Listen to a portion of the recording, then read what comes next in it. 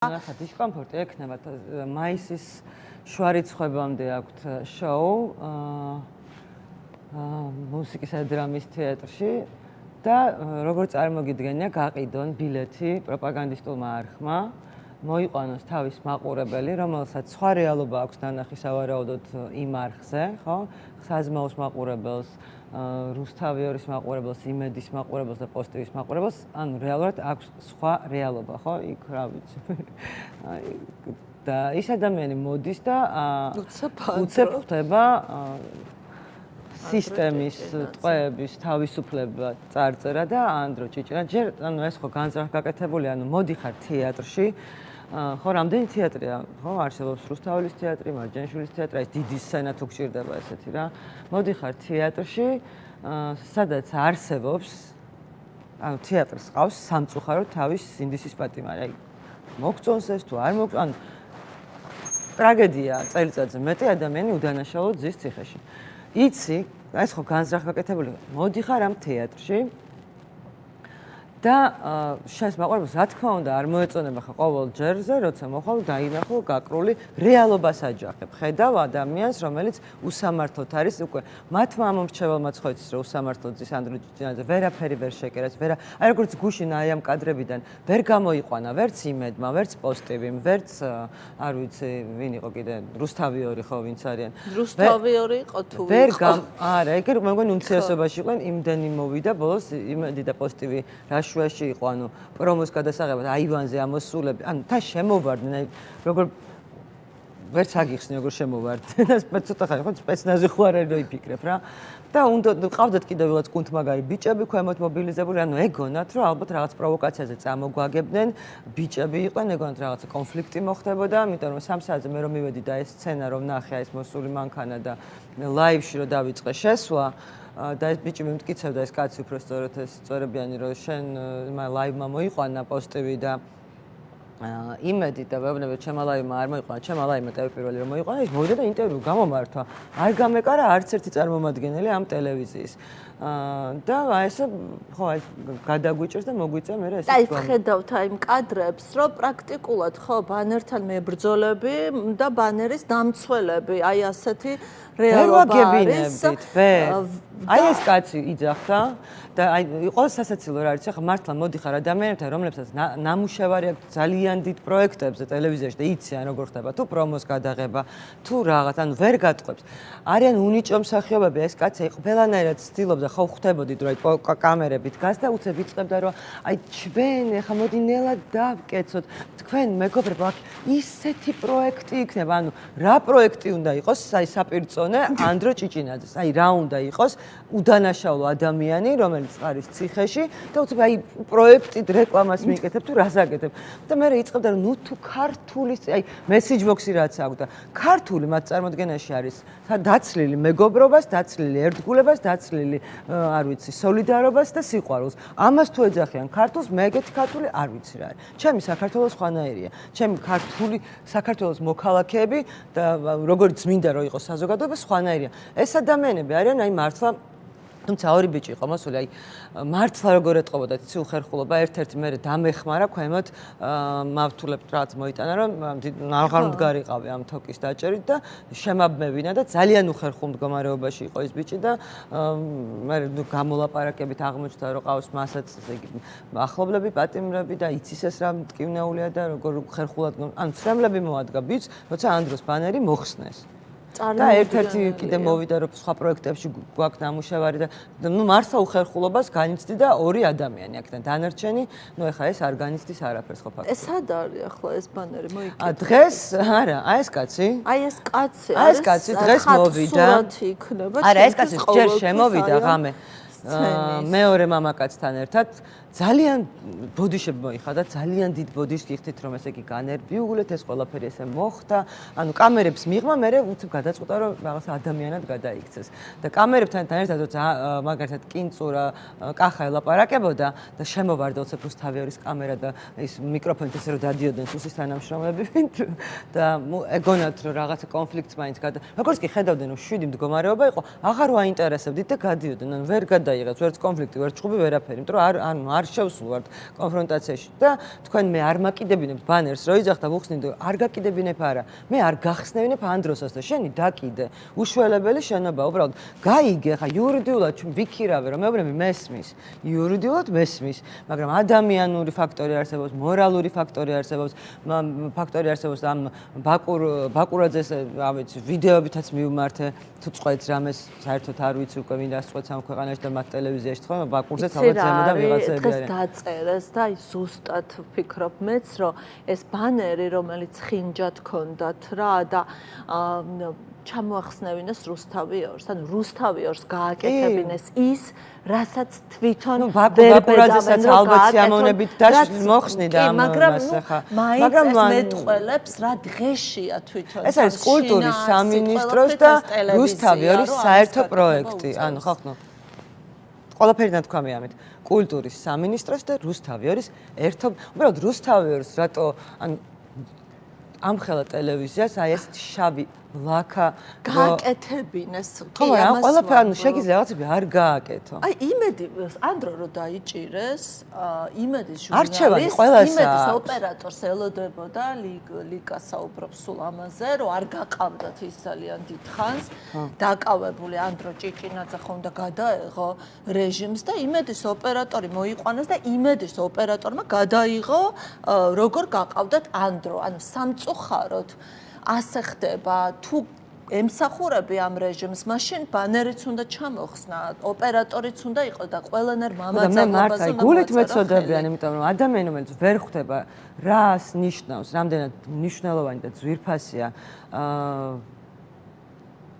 იმ თეატრის მსახიობის ბანერის გაკვრა იმ თეატრს რომელსაც მოპარეს ეს მსახიობი და გაიტაცეს და დაატყვევეს და აი ამას როცა ვერ ხვდება ადამიანი, როცა ვერ ხვდება, იმიტომ რომ არ იცის, არ გამოუცდია, ერთმანეთის ჭამაზე არიან, ერთმანეთს არ ენდობიან, ვერ ხვდებიან, რომ შეიძლება სრულიად ავიც, უცხო ადამიანის გამოიბრძოლო, მეგობრის გამოიბრძოლო, კოლეგ, ანუ არ იციან ეს რა, ანუ შეხედეთ ხალხო, რამდენი ადამიანი დაიჭირეს, რომელიმეს გინახავს, მანჩო რო არის, გიორგოპენი იმ სასამართლოდაც კი არ მივიდნენ, მანამდე ყველას მეგობარი რო იყო, ორი კაცი იყო მისული. ძალიან უხერხულია საშინელება და სიმბოლოებს რა თქმა უნდა ხა მაშინ ევროპის მარში ქვია ძალიან დიდი აქცია რო იყო და გორგასალის ხელში დროშა ვერ აიტანეს ხალხო დროშა საქართველოს დროშა ანუ ყველაფერი რაც რაღაცა ბრძოლას ერთობას რაღაცა სიმბოლო არის რუსთაველის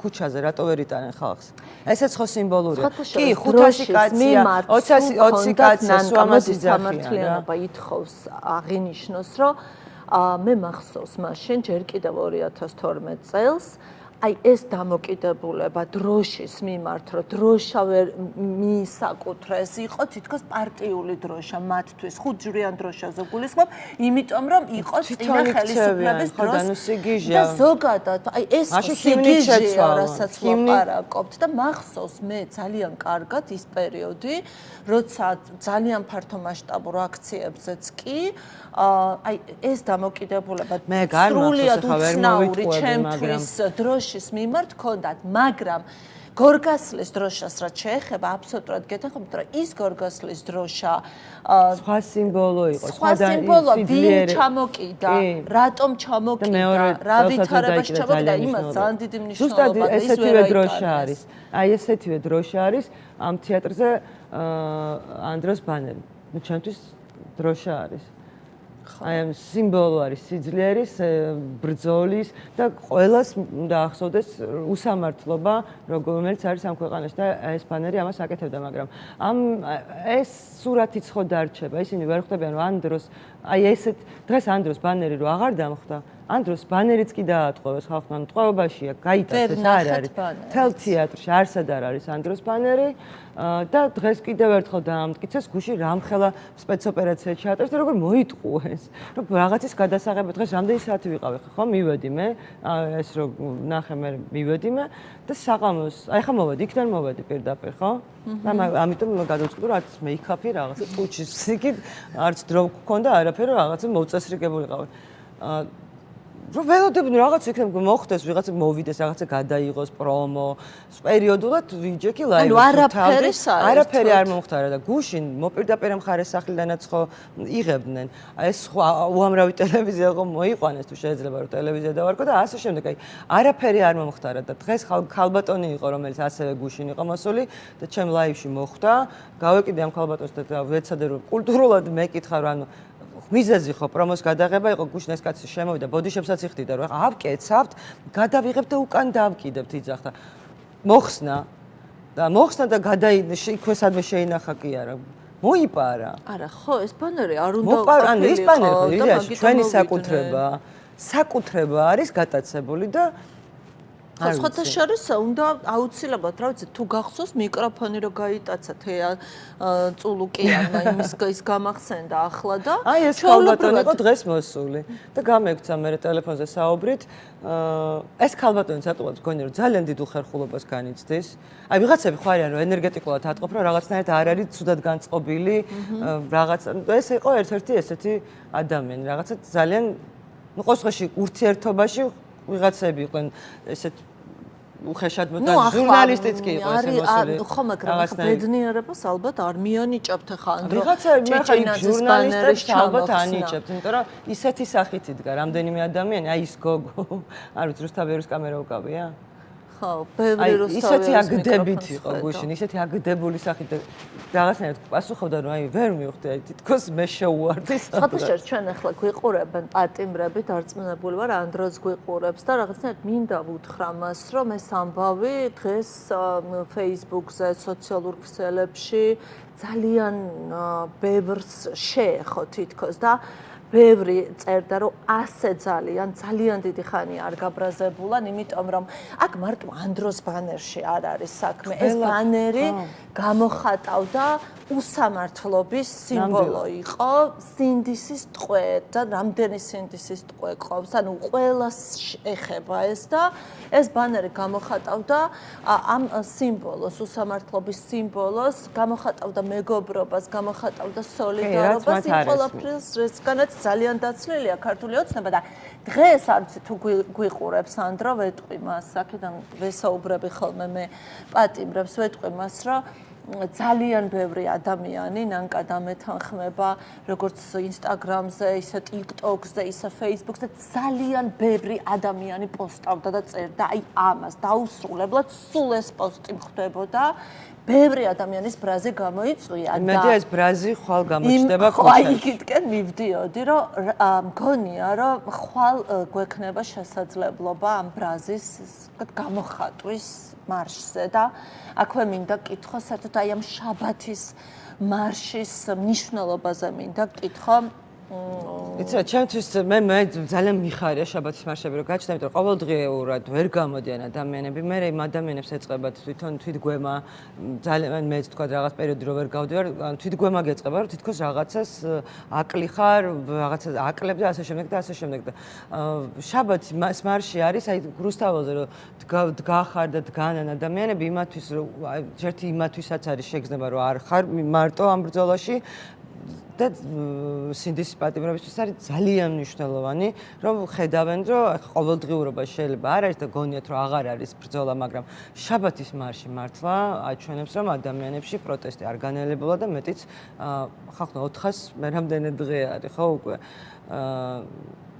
და ძალიან მომწონს აი როცა გვაბრალებენ მოსყიდული ხარ და კალაძის სიძე იყო ხო რომ დედის აფლოს პიცა ვარ 150 ევროს იყდიან თუ რაღაც ხო დღეში რაღაც საოცრებს რო გვაბრალებენ ხოლმე ას ვერც ერთი თანხით ვერ გამოიყვან ამდენი დღე ადამიანს ეს შეიძლება გამოიყვანოს მხოლოდ იდეამ და სამართლიანობისთვის ბრძოლამ ესეც არიციან მათ მე რომ უყურებ მათ პროპაგანდისტებს და ხო ნანახი გაქხა ის კადრები რას ნიშნავს იდეას შეეწირა და სასამართლო პროცესებს არ უყურებ ერთი ადამიანი რო არ არის ხოლმე მათ კოცების სასამართლო პროცესზე ან ახლა ეს პროცესები რაც არის სოლიდარობა არც მეგობრობა ირაკლი ღარიბაშვილს რომელსაც აქებდნენ ადიდებდნენ საკმარისი იყო ერთი პოსტებს რაშლი ხო პოსტების შლა დაიწყეს და ხო და ეგეთ ადამიანს მე როგორ რამდენად მნიშვნელოვანია ჩემთვის აი ანდროს ბანერი, ანუ ეგ ხო ვერ ავუხსნი.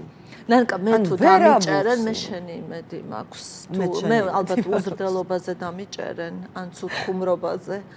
და მე შენი იმედი მაქვს, რომ ჩვენ ტელეპიროზე შეიძლება დაგვიჭირონ არ აღიარებაზე.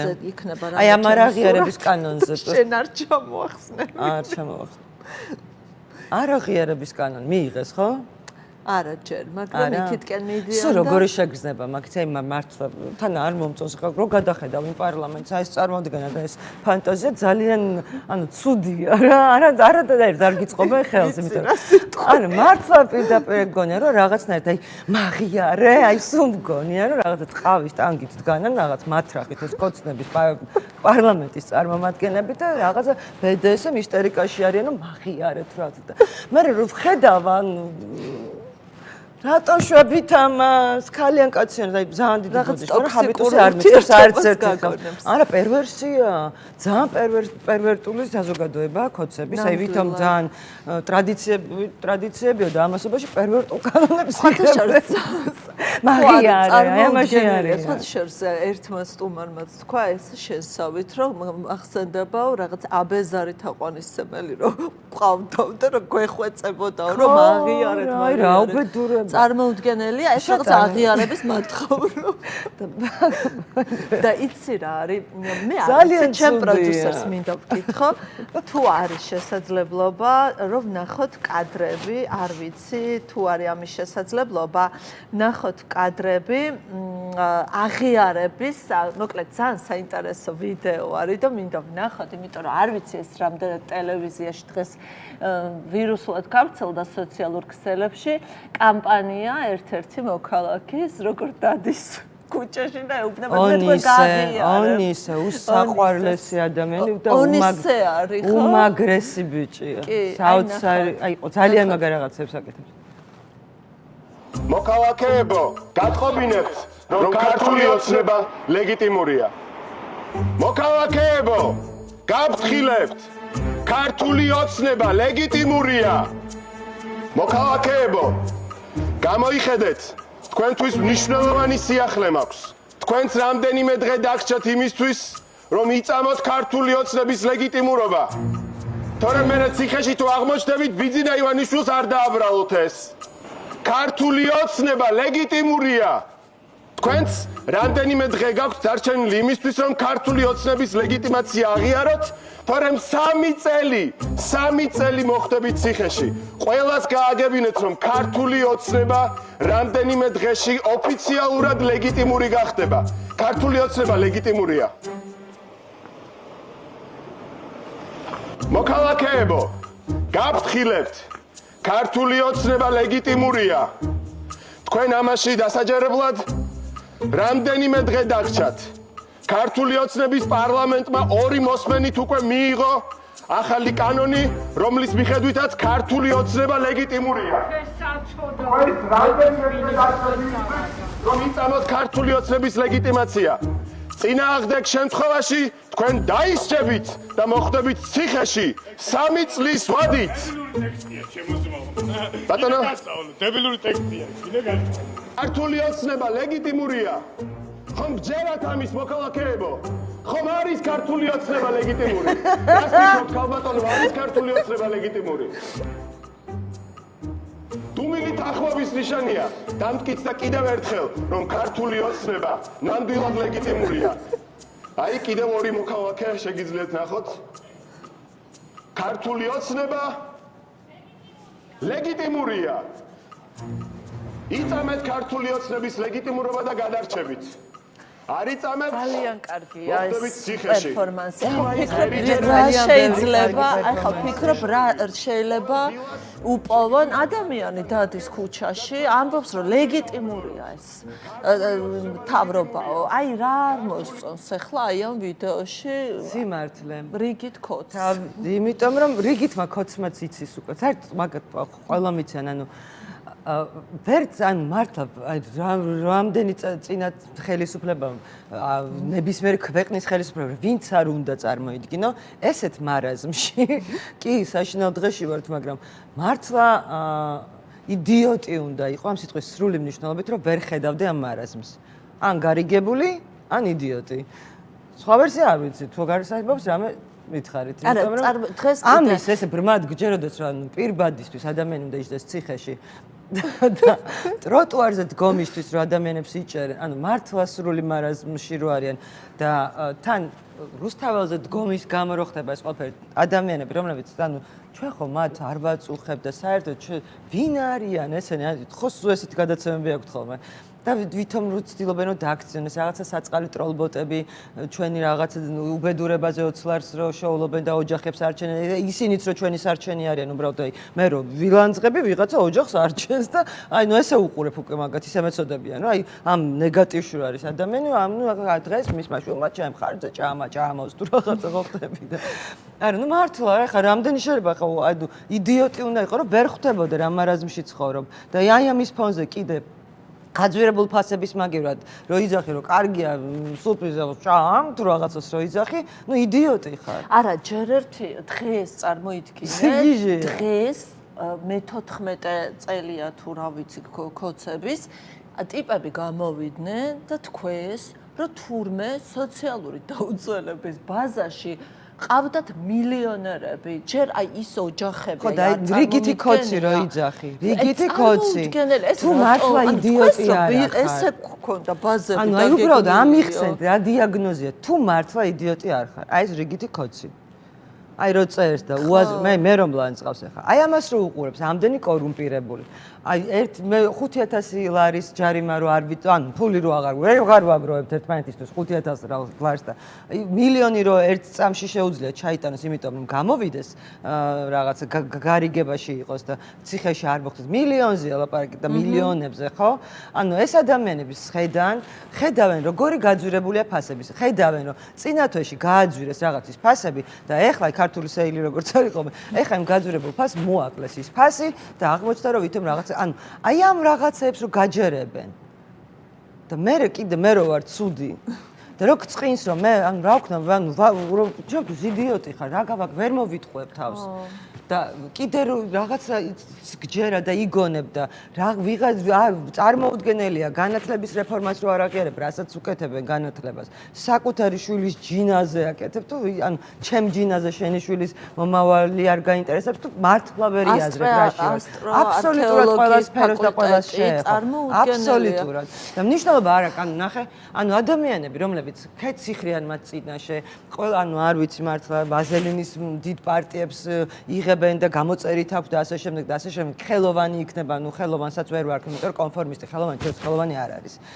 წარმოუდგენელია რა უნდა შექმნას იმან რა სათქმელით უნდა დადგას სპექტაკლი ანუ რა უნდა ითამაშოს ეგეთმა მსახიობმა რომ მე დავიჯერო მის რაღაცა ანუ აღარ მჯერა რა აღარ მაინტერესებს და ესეთი ადამიანები უარესია, თორე იმათ ჩვენ გვებრძვიან მაინც ხალხმა ეს ჩემთვის ეს ძალიან მნიშვნელოვანია რომ ჩემს გამო, იმიტომ რომ ვეზიზღები შეიძლება ამ კოდს, ვერ მიტანს რუსთაველზე დამცინის 40 მაგრამ რამდენი შეცდომა და დანაშაული ჩაიდინა ჩემი ზიზღის გამო, იმიტომ რომ ვერ მომერია. მე არ გამაჩნია არაფერი. მე არ მაქვს ფული, რომელსაც შეუძლია ვთქვა რაღაც მილიონები ჩამოიტანოთ რაღაც, ნუ არ მომიპარეს სახელმწიფოსთვის მილიონები. არ მიქნია ის, არ დამიშა. ერთადერთი რასაც ვაშავებ არის ის, რომ გავარ და უსამართლობას ვაპროტესტებ. და ყველა ფორმას მიმართავს, რომ გაგაშავოს მთელი სისტემა და აი ყველაფერი. იქ ხან საპატრიარქო შემოვერდა ამ თეატრზე ზეწოლაზე, იქ ხან ხალხი, იქ ხან ის მოვარდა, ის ხან ის ანუ მთელი სისტემა თუ რაც არსებობს, ყველაფერი დაგიპირისპირეს და ვერაფერს ვერ გიშვებიან. იმიტომ რომ შენ იძახი რომ მე მართალი ვარ. და იმ ადამიანს რომელიც არ ვიცი, ხან ჟიურიში დაждდება და ხან იქ იმღერებს და ხან რაღაცას გააკეთებს, ოღონდ იმიტომ კი არა რომ მოწონს და ეთანხმება ამ იდეოლოგიას, უბრალოდ კონფორმისტია და ამას გააკეთებს. იმას პატივს არ სცემენ. არასდროს ისინიც კი ვისაც უფერქვეშედებიან. ხო, და თან რა არის, იცი, აი ეგ ხალხი, ვისაც შენ ახლა საუბრობ, კიდევ უფრო მეტად მაღიზიანებს, ვისაც აქვს რაღაც თითქოს უხერხულობა, რაღაცა არ მოწონს, ხო, აი რაღაც ბანერი, ანდროს ბანერს შეხედავს ხოლმე, იქ რომელიმე პატიმრის დედას შეხედავს, ამ მზიაც არ მოსწონს, თან ყველა კვლევით როგორც ვიცი, არ მოსწონს, აი არ უნდა, აი ურჩევნია რომ მზია სახლში იყოს, ანდროს სახლში იყოს, პატიმრების სახლში იყვნენ, მაგრამ აი რამე რო იყოს, ხო, აი ეს რაღაცა როგორც გადაცდომა თითქოს, აი ხა დღეს უკაცრავად რა, არ უნდა თქვა, რომ ნუ იმედია მოგვარდება ყველაფერი და ანდროს სცენას დაუბრუნდება, ვერ მოგვარდება და რომ მოგვარდეს, იმიტომ დგავართ ქუჩაში. როგორ უნდა დაუბრუნდეს ანდროს სცენას, მზია ჟურნალისტიკას, გელა ხასაია თავის საქმეს, როგორ უნდა დაუბრუნდეს დაჭერილია ეს ხალხი და რა ის არის ახლა რა მიამიტობა იმის თქმა რომ აი რაღაც იმედია ყველაფერი მოგვარდება. აი ესეც არის რაღაცნაირად გამაღიზიანებელი ძალიან და ცოტა ფარისევლურიც მოდი ვთქვათ. მოკლედ ხვალ ძალიან კარგი დღეა შაბათი, რომელიც ძალიან მიყვარს. ქუჩაში გავდივართ მარშზე და სულ უფრო მეტი ადამიანი გამოდის მარშის დღეებში შაბათს. მადლობა ნანკა, რომ იყავი სტუმარი დღევანდელი გადაცემა. და კიდევ მნიშვნელობა არ აქვს. ბანერს წაგვართმევენ, მოიპარავენ, არ ვიცი, აი ვერ მოიპარავენ ჩვენს სულს, ვერ მოიპარავენ ჩვენს სიყვარულს და ეს ყველაფერი თან არ იყიდება და მათ ეს ყველაფერი არ აქვს და ვერც იყიდიან.